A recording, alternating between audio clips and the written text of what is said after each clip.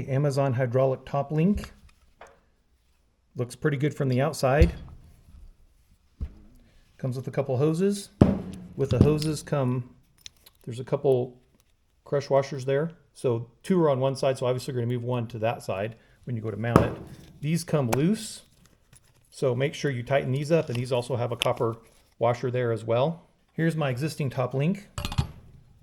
Comes out pretty close. So this one's measuring 18.5 to the middle. This one's measuring about 18.25 to the middle. That's close enough. And this is category 1, so these 3/4 inch diameter pins fit.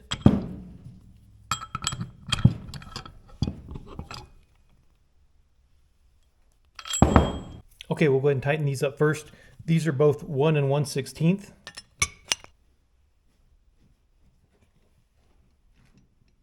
Okay, and I don't know exactly how I'm going to orient these because my ports on my tractor sit off on the driver, or it's not the passenger side, actually, it's the right side, a little bit to the right. So I'm just going to loosely put these on here, and then we'll go figure that out.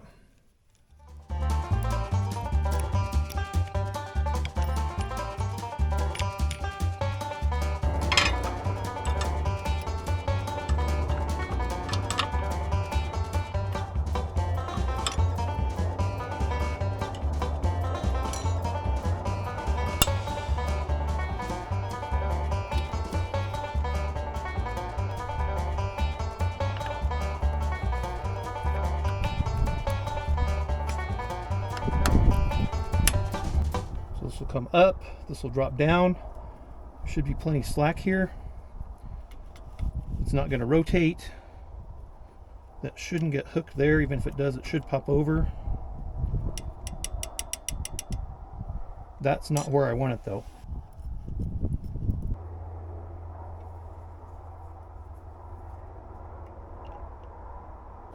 Well, this doesn't reach my hook anyway, so I guess I'll just put it in a place where it won't fall down and hit the rod, and it'll just kind of flip around, but it'll be up here where I can carry it.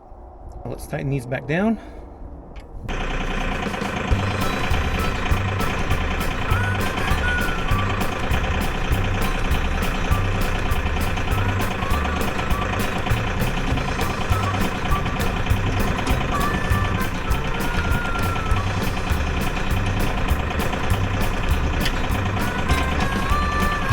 Oh yeah.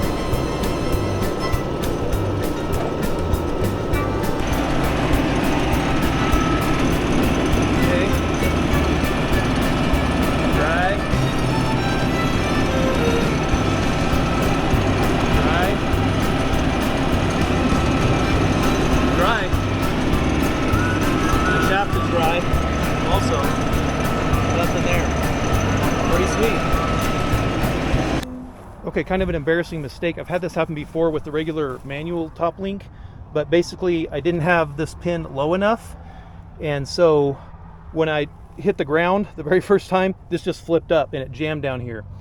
Now before I could just like back up, drop it on the ground and back up and unjam it, and that's probably the smarter thing to do than what I'm trying to do right here. I'm just trying not to re-stress all my stuff again, so I'm trying to get this pin out. My worry was on flat ground that this would just flip down. This bracket here on the box blade would flip up, and you got to keep your face clear of all that. This is super kind of dangerous situation. So I backed it up, I've set it on the ground, I'm getting the pin out, and once I get the pin out, I'll get this cylinder tied up here, and then we'll back up and get this more level and then get it back together. I'm going to get that pin from here down into one of these lower ones so this won't happen again. This is one of the reasons you want to make sure that you're not putting on too small of a link or too big of a link, because the natural travel that you're kind of working with, that range that this is designed for, is what you want to stick to. So this is a little embarrassing, but I want to show you my mistake and how I'm solving it and how I've solved it before. Hopefully we won't make the same mistake. All right, got the pin out. This is one of those times it really pays to have all the tools.